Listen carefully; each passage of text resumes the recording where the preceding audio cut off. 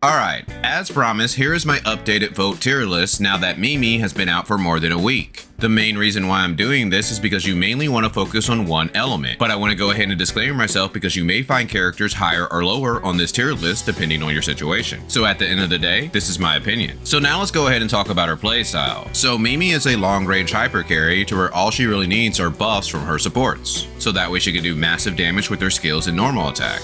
But due to her trait, she has some very powerful triple vote teams, to where if you combine her with Rubilia and Fenrir, she has a very powerful quick swap team. But this team has a very complex rotation and it is a high investment team. So let's start this tier list off by talking about the standard characters, and the first one being Samir, and unfortunately I have to rate her as a D. When compared to all the other characters, she just does not stack up. But one nice thing about her is that if you're able to get one copy on your account, she does have one of the best free-to-play traits in the game, which is especially helpful when just starting out the game. But when Alice came out, all the characters including herself started having this 18% final damage, outscaling Samir's trait. And if you happen to get a Zeke on your account, it's very easy to get this 18% final damage. So now let's go ahead and talk about her matrices, starting with her 2-piece. The only downside is that it has a stacking mechanic, but it does increase the damage by 20%, making these one of the best DPS matrices in the game, whereas her 4-piece really only benefits Samir. But I still have to rank these as an S, bringing us to Crow, and I have to rank him as an A, due to the fact that he's one of the best free-to-play options, especially if you get him to 1-star. He makes a great main DPS as long as you can backstab your enemies, and if you can get him to 5-star, he can be a great buffer by increasing your crit chance and crit damage, especially if you're able to take advantage of Mimi's Simulacrum trait. Bringing us to his matrices, to where his 2-piece can greatly increase your crit damage as long as the target's health is under 60%, but to really take full advantage of these matrices, you really need to have 85% crit rate. Due to this fact, matrices like Shiro or Scylla are usually better, with Lyra beating them all, and his 4-piece is okay compared to other 4-pieces, so I have to rate these as a B. Bringing us to Nemesis, to where I'm going to have to rate her as an A. Now, she was the first limited character to be added to the standard pool. She is also a healer that provides the Vote Benediction residence for your teammates that are running Vote. Now, the main problem with Nemesis is that she is like Lyn, to where all of her stars increases her power, and once you have 6-star, it doubles everything that the previous stars did. Due to this, most healers are usually better than Nemesis, but if you are doing hard team content and your main DPS is a Vote user, you're going to want someone with Nemesis on the team. Bringing us to her matrices, to where her 2-piece is not bad because most Vote characters heal, whereas her 4-piece is okay, but there's better 4-pieces out there. So I'm going to have to rate these matrices as a C.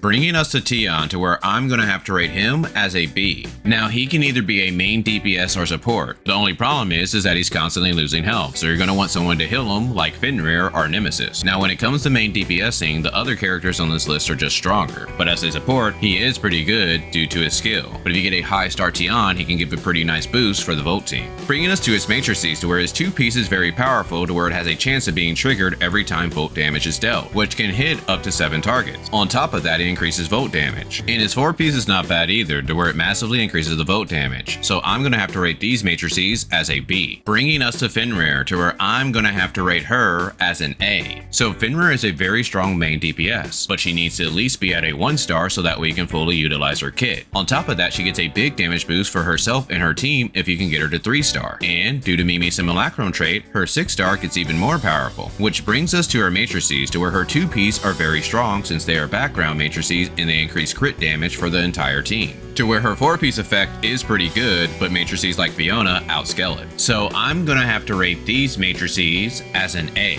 Which brings us to Rubilia, and I'm gonna have to rate her as an A. So Rubilia is very strong, to where she can cast her discharge to drag in opponents and cast her skill to do a big burst of damage. The only problem is that her skill's damage is based off the health of her thorns, to where before Mimi you basically need to have an A5 to fully utilize her kit. But as long as you have an A1 Mimi, you can get away with using a 0-star or 1-star Rubilia. Which brings us to her matrices, which are very powerful. Her 2-piece greatly increases your Vote attack, while her 4-piece greatly increases your elemental damage. And these are even more powerful if Rubilia's on the team. So I have to rate these as an S. Bringing us to the newest Vote character, Mimi, and I have to rate her as an S. Even at 0-star, she is very powerful due to her long-range capabilities and her simplistic playstyle, but she gets a big power jump every star level. Her 1-star greatly increases her attacks while also healing summons like Rubilia's Thorns. Her 3-star is her strongest ascension, by reducing the cooldown of all Volt weapons by 20% and increasing Volt damage as well, with her 6-star also being a big damage boost by increasing the team's final damage and Volt damage. But Mimi is also a very powerful tank by being able to move and taunt the enemies, all while doing this long range. On top of that, she provides shields for herself and her teammates, and if you get her to 5-star, she provides even more utility for the team.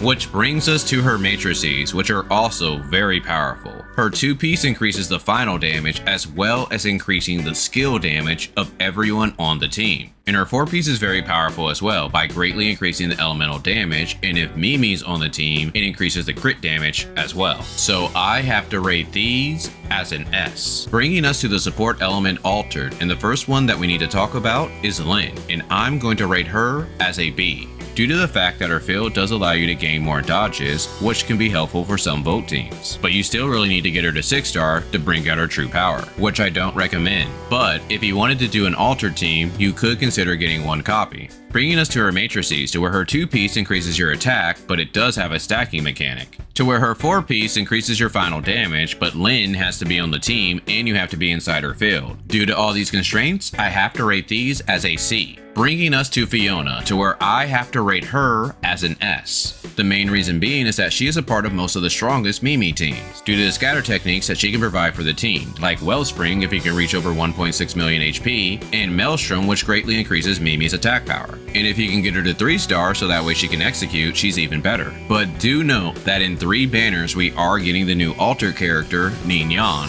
which most likely will kick Fiona off the team. But for my healers, she's not going anywhere due to all the buffs and support that she gives for her teammates, especially if you're able to get her to 3-star, allowing you to execute opponents at a higher HP threshold. Which brings us to her matrices. Her 2-piece greatly increases your attack, while her 4-piece greatly increases your final damage. The only problem is that once she gets kicked off the team, the 4-piece won't work. But for now, I have to rate these as an S. Which brings us to Zeke, and I'm gonna have to rate him as an S, only being out DPS by triple Volt involving Fenrir and Revelia, which is a very complex rotation. And this team should get even more powerful once the new alter character comes out. But the main thing that makes Zeke so powerful is that when he activates his skill, he increases the main weapon's damage by 30%, which is increased to 50% if he's at 6-star. Which brings us to his matrices, which unfortunately does nothing for Volt. So, do not get these. But here you can see the rankings of all the characters and matrices that I mentioned, so hopefully this will help you when it comes to picking the characters for Volt. But I'll try to do an updated tier list every time a new character comes out, so that way you can see how it affects the meta. But, do you agree with my Volt tier list? Let me know down in the comments. But other than that, I'll talk with you guys later.